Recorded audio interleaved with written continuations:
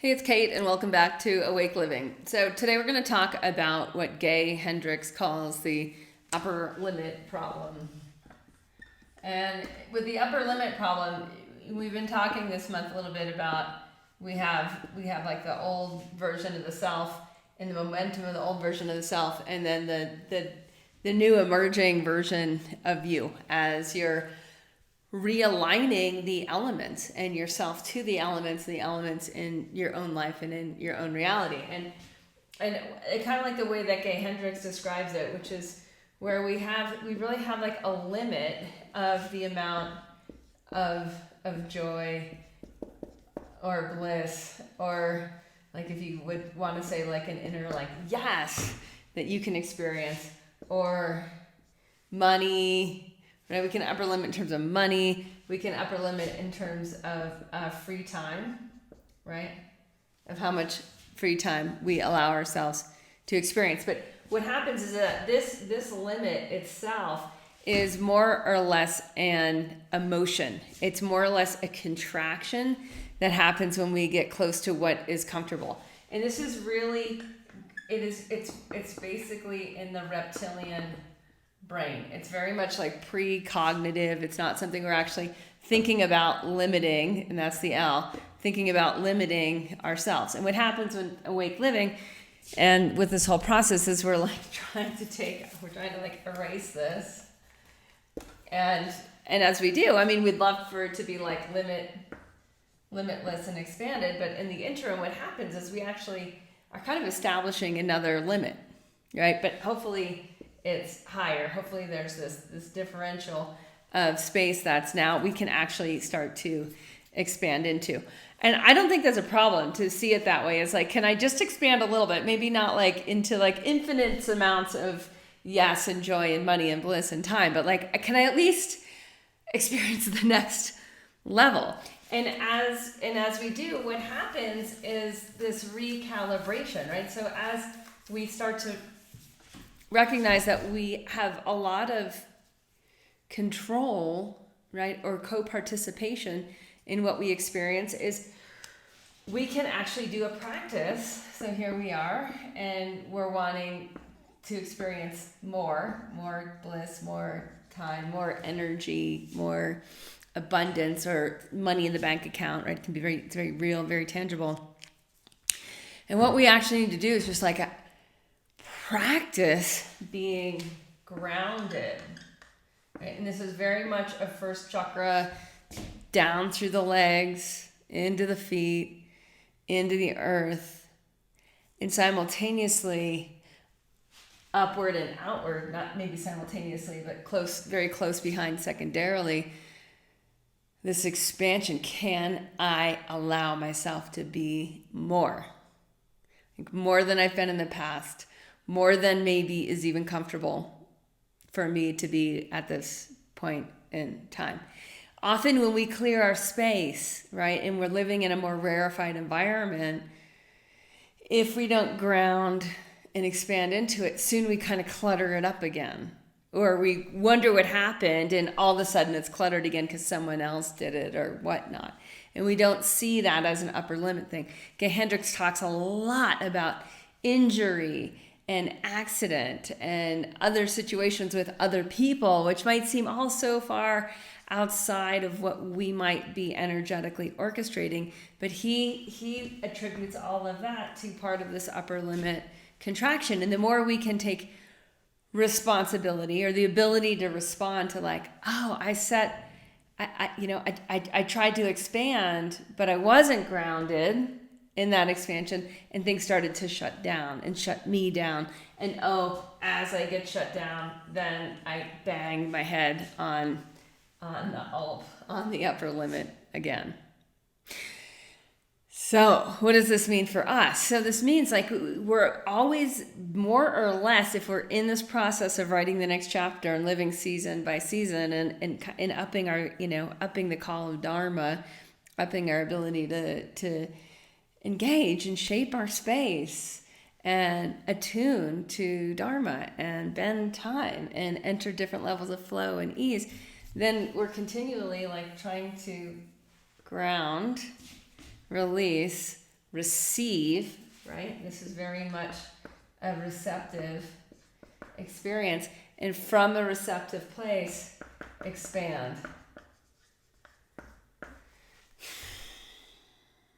And this often means slowing down. Slowing down the processes of interaction. It's slowing down when something's happening of like, how am I going to respond? What am I going to do next? Refocusing. Where should my attention go next? What should I really be doing? So what you might find is really, really, really helpful is to have a daily practice around this, around like getting grounded in a rarefied space. And you might find you need to like pick up the house for like 15 minutes and just get it to a set point and then pause, energetically align, feel the Dharma pulling you forward, feel things coming into alignment, into action in the day ahead. And as you do that, then you can go to focus, right? Where should your vision be? And what should you be looking at? And that's right where you go back to your smarts. And you do a little smart check-in there of like, what should your awareness, where should it be going? Because it's going to allow this expansion. It's going to lead straight to that expansion of like, this is where alignment is. And then you might notice like, I need to take these specific actions today. I need to call this person, reach out to this person, get this piece of work done, move this other thing forward. And as we start to do that, what happens is we start to notice that the upper limit is actually, it's rising. And soon we notice that whether we're measuring in terms of our time and our freedom, whether we're measuring in terms of our money or our abundance, or we're measuring in terms of love, like just how much love we're experiencing, or joy, or ease, or health, right? In terms of like energy or lack of symptomology that we may have had in the past, that we're able to just like, oh, I am becoming more, right? That there's actually this art to becoming more. And it has everything to do with aligning and then getting grounded and then energetically allowing yourself to expand.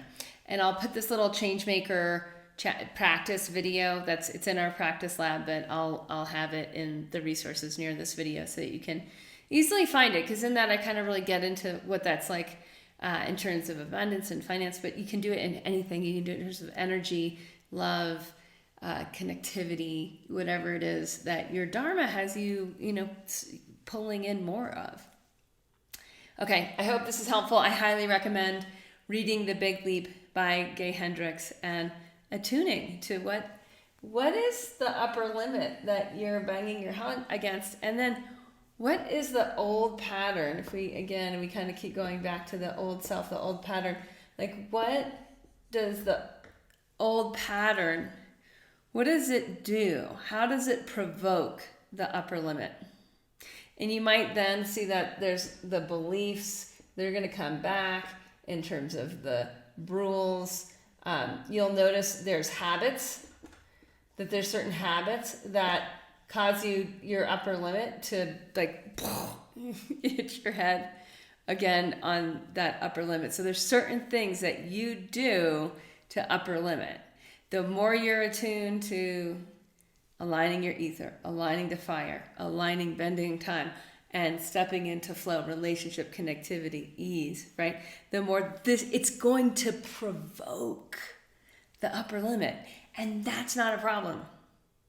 Okay? It's like if you're not provoking your upper limit, like that is a problem in a way, because you're not even aware that the upper limit's existing. But it's when we actually actively engage in our expansive etheric nature as an awake human being, it's then that we start to see like, oh, I need new beliefs, new ways of being, new habits, new relationships, new ways of orienting space and time and my fire, my focus, my attention, new ways of deepening into flow, deepening into release and groundedness and receptivity. And then what happens is we expand and the upper limit goes up and up and up. And that's, I think, truly exciting. All right. So in terms of your next action steps, I would create a list, and you can use time, money, love, joy, ease, energy as a good checklist in terms of like, where are you noticing you are hitting your head? Like, what is hard? What feels harder? What are the setbacks? How can you relate those then to the old beliefs, right? Old habits, and start to notice like, oh, I kind of have this habit and I do this thing and that triggers that upper limit. So you're just going to start to notice like, where are these things at? Where are your set points? Where are those upper limits? And what are the old behaviors that are triggering it? And then what's the opposite? Like, what do you need to start doing? What are the new habits? What are the new beliefs? What are the new actions? How are those wired into your smarts, and what actions you're taking today and tomorrow?